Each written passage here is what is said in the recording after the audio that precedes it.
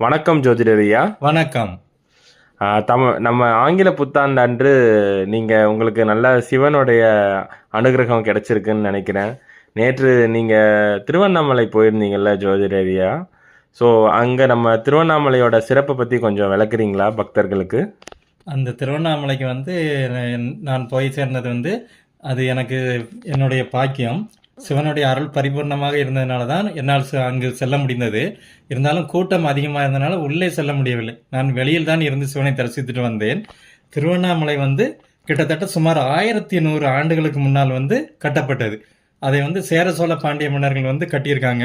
கொஞ்சம் கொஞ்சமாக கட்டி 1100 ஆண்டுகளுக்கு பிறகு மிகவும் பிரம்மாண்டமாக அதை கட்டியிருக்காங்க.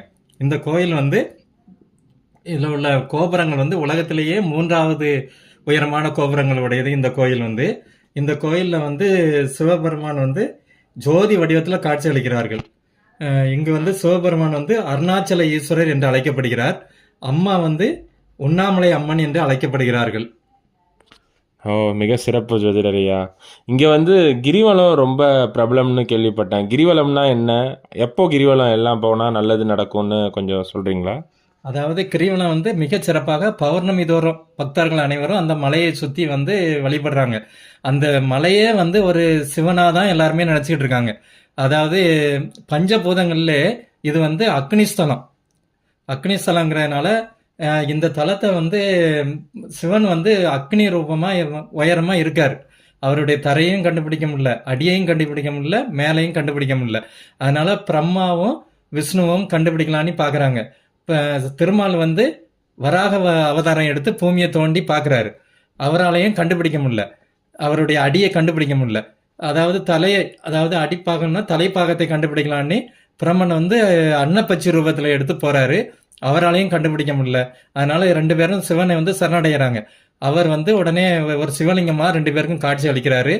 அப்படிப்பட்ட உருவான ஸ்தலம் தான் இந்த திருவண்ணாமலை ஸ்தலம். இங்க பக்தர்கள் இப்போ மிகவும் அதிகமாக வருகிறார்கள். பௌர்ணமி மட்டுமின்றி கார்த்திகை தீபம் இங்க ரொம்ப விசேஷம். அதே மாதிரி உண்ணாமலை அம்மனுக்கு ஆடி மாதத்துல தீ மிதிக்கிறாங்க.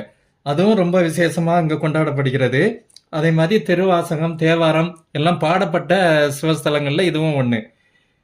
இங்க பௌர்ணமி நான் எப்போ தொடங்குதுன்னா வெள்ளிக்கிழமை 6:44 மேலே பௌர்ணமி தொடங்கிடுச்சு. அது சனிக்கிழமை 4:42 வரை பௌர்ணமி தான். அதனால வெள்ளிக்கிழமை இன்னைக்கு சாயங்காலம் எல்லாருமே பௌர்ணமி செல்லலாம். அதே மாதிரி நாளைக்கு 4:40 மாலை வரைக்கும் பௌர்ணமி பூஜை எல்லாருமே செய்யலாம். கிரிவலம் போகலாம். அவங்களுக்கு எல்லா நன்மையும் கிடைக்கும். நன்றி ஜோதிடரியா.